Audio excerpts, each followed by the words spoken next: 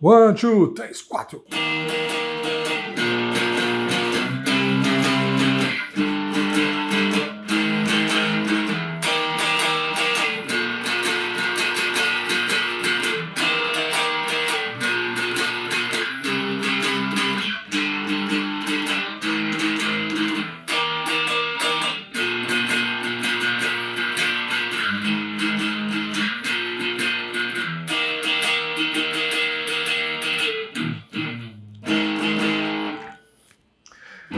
Fala pessoal, tudo bom? Deu uma erradinha aqui, mas foi até legal para a gente poder parar. Tudo bem com vocês? Aqui quem está falando é Juliano Ribeiro, consultor e treinador pela Aspercom Educação Corporativa. Hoje, quis abrir com a guitarra, por quê? Porque o assunto tem tudo a ver com a guitarra. Desculpa o suador daí, mas eu fico muito emotivo quando eu estou tocando. Mas eu quero falar de guitarra, mas não necessariamente desta guitarra. Tá? Essa aqui é uma Square, muito legal, toca um som muito bacana, porém, por muitos anos ela não era ajustada ao meu propósito. E é sobre isso que eu quero falar com vocês hoje. Vamos lá? Bom, se essa aqui não era ajustada ao meu propósito, então qual era? Tá? Será que é um violão desse aqui, um Memphis? Tá? Que eu gosto bastante também, cordas de aço? Não, não era. Eu precisava de algo um pouco mais portável. Deixa eu contar para vocês um pouco do contexto disso. Por muitos anos eu sou consultor, tá?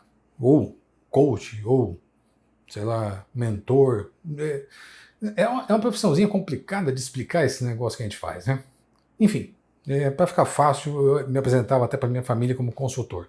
Isso facilitava muito meu jeito de explicar isso para os outros. Veja, na vida de consultor acontecia que eu morava em Maringá e 95% dos meus clientes ficavam em São Paulo. Tá, isso quando não era fora do país, daí beleza, mas também eu tinha que ir para São Paulo de qualquer forma. Era bem na época que eu estava tentando aprender a tocar violão. Tá? Então eu queria muito aprender a tocar violão. E violão não é um instrumento muito portável, por assim dizer, não é uma gaita, não é sei lá, uma flauta doce, ou mesmo uma flauta transversal, sei lá, não é um instrumento simples de você carregá-lo para cima e para baixo.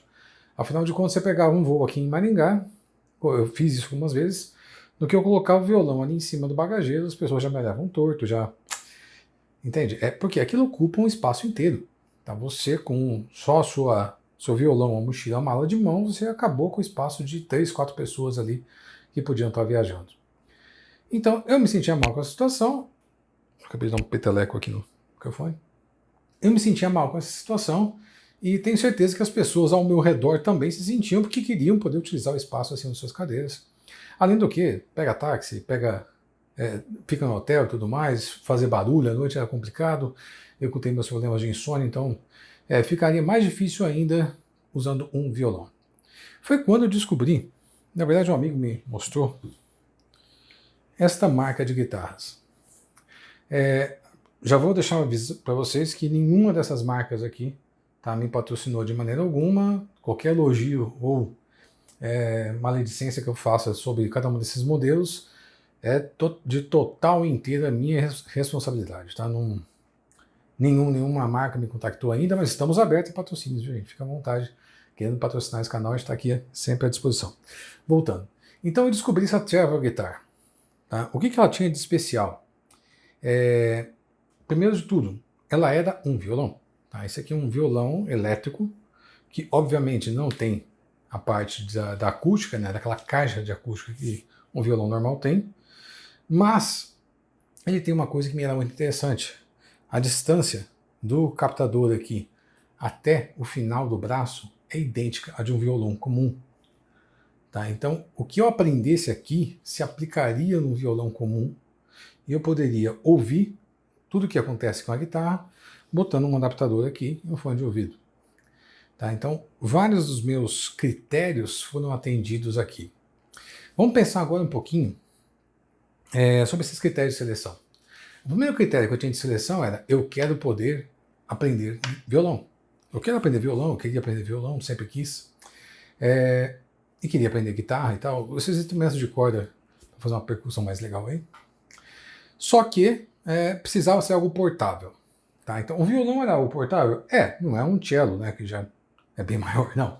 O violãozinho já é alguma coisa um pouco mais fácil de carregar, mas ainda não era uma gaita, né, para poder carregar.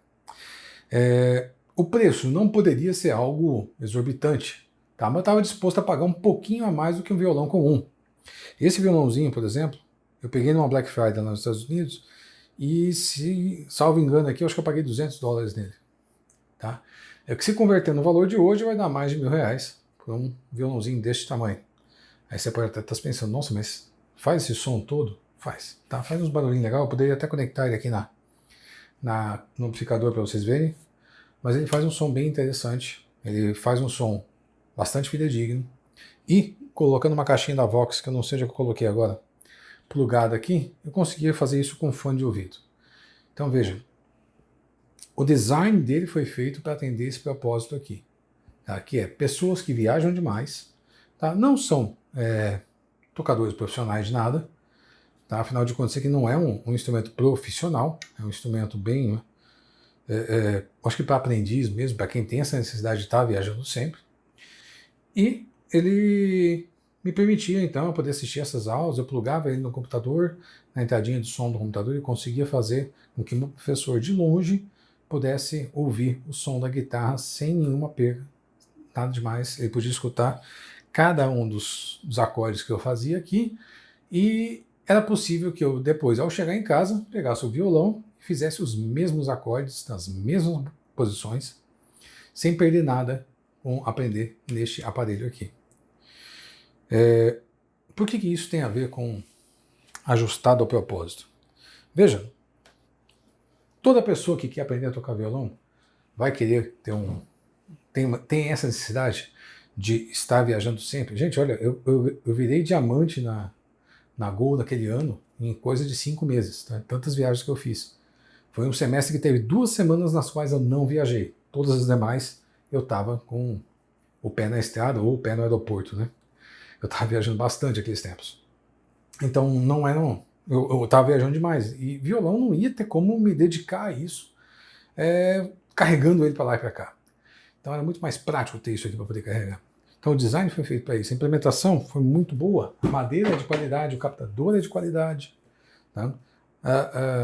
O jeito de que eles montaram aqui é super genial, com as tarraxas aqui atrás, tá? Que normalmente isso fica aqui ocupando espaço no final do braço, eles colocaram isso para dentro do corpo da guitarra, isso foi genial. E a entrega aconteceu, foi via Amazon, né? E isso funcionou bem. Então veja, são 3 elementos que existem num design de serviço, e para mim os 3 foram atendidos, que definiram o que esse personagem aqui precisava. Tá? Então nós tínhamos aqui design, nós temos a implementação e a entrega do serviço. Os 3 foram super bem atendidos aqui. Tá? O design do modelo foi feito para mim, a implementação é boa, razoável, não é a melhor guitarra do planeta, tá? Longe de ser uma Fender, longe de ser uma Gibson ou qualquer uma dessas, mas é uma ótima guitarra. E a entrega foi simples, né? Eu estou com o produto em mãos aqui, foi algo bastante fácil para fazer isso na Amazon dos Estados Unidos. Essa história toda que eu estou contando, tá, gente? Ela é para poder lembrar o seguinte: o seu cliente te seleciona por alguma razão, tá? Ele sempre te escolhe por algum motivo que o faz decidir entre você ou outro. Tá? No caso da guitarra, como é algo palpável, tangível, nesse caso, essa guitarra maior aqui, essa Square, não me atendia. Por quê? Porque naquele momento eu estava viajando demais, eu estava indo muito fora de casa, e carregar uma guitarra seria algo bastante complicado. Já carregar um violão, mesma coisa, mais volumoso ainda, embora ele já fazia o que eu precisava. O problema todo também estava envolvendo a parte do som. Eu queria um som que fosse pelo menos parecido com o de uma guitarra. Não precisava ser o mais fidedigno, eu não precisava, de novo, de uma Gibson ou alguma coisa assim, mas eu precisava de alguma coisa que fosse audível, me doesse os ouvidos quando eu fosse tocar. Tá? Eu vi alguns aparelhos na China, que é tipo uns de bolso, tá? Que você abre, ele tem um finalzinho de um braço ali, eu não sei como é que é o som daquilo, mas olhando para aquele aparelho, a impressão que eu tive foi: isso aqui não vai atender aquilo que eu preciso, porque o som desse negócio não vai ser igual, ou as posições que eu montar aqui dos acordes não serão iguais àquelas que eu estou montando num violão de verdade. Então eu precisava de algo que mantivesse esse mesmo aprendizado, que eu não tivesse que reaprender mais uma vez quando eu chegasse no violão para fazer tudo de novo. Percebam que todos esses critérios juntos fizeram com que eu escolhesse. A grande questão aqui que eu vou deixar para vocês é: como é que o seu cliente te escolhe? Quais são os critérios que ele usa para poder te selecionar?